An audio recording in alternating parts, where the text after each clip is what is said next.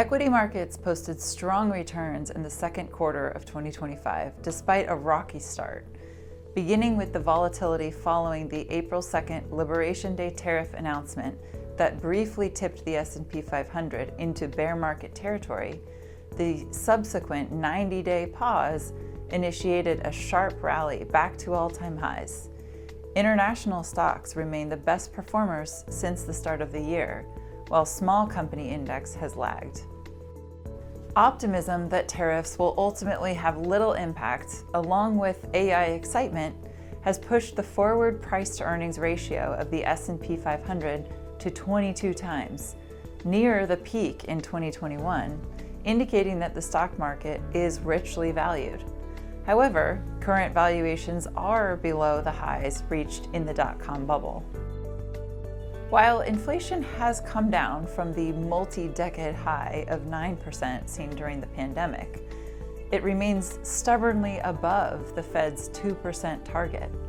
Many economists expect that we have not yet seen the full effects of tariffs on inflation. Survey data show that the 1-year and 5 to 10-year inflation expectations are still elevated at 5% and 4% respectively. This could complicate the Fed's battle against inflation, as workers who believe prices will rise demand higher wages, increasing input costs and creating a self-fulfilling prophecy. The U.S. labor market remains on solid footing, but the pace of hiring has slowed. Despite this, unemployment sits at 4.1%, a historically low level.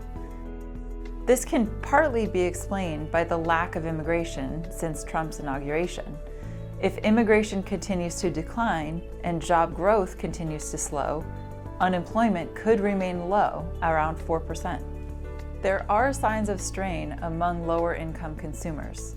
Student loan, auto loan, and credit card loan delinquencies are all at 15-year highs as consumers face higher prices and higher interest rates. Mortgage delinquencies are still at low levels as many homeowners refinanced at low rates during the pandemic, but even these delinquencies are starting to creep higher. The U.S. budget deficit has widened with higher spending in the wake of the pandemic and further exacerbated by the Inflation Reduction Act.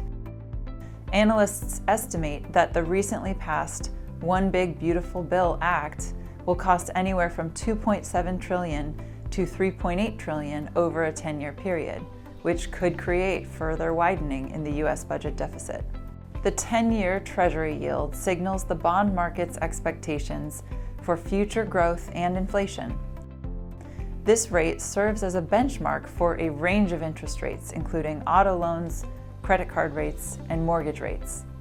In recent years, the 10-year has hovered around 4%, much higher than the previous 3 years. This has led to increased borrowing costs for companies and consumers. The Federal Reserve has held its benchmark target rates steady so far this year, though they have signaled an intention to cut rates once they feel confident that inflation is under control.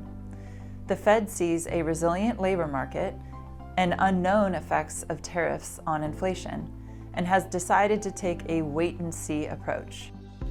The 4 rate cuts priced in at the start of this year have been backed down to 2, though a tariff-driven inflation resurgence could complicate the plan to cut rates at all.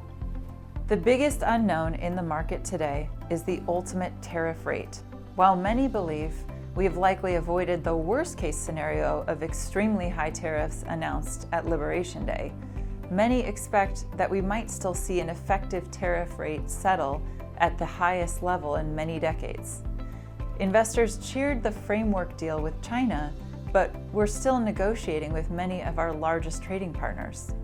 Furthermore, President Trump has increasingly been using tariffs to push political policies unrelated to trade. While we are optimistic that AI developments will continue to drive productivity, we are concerned that the market is not fully appreciating some of the risks to the consumer if inflation and interest rates continue to remain elevated. In order to justify the high equity market valuations, companies will need to continue to surpass lofty expectations.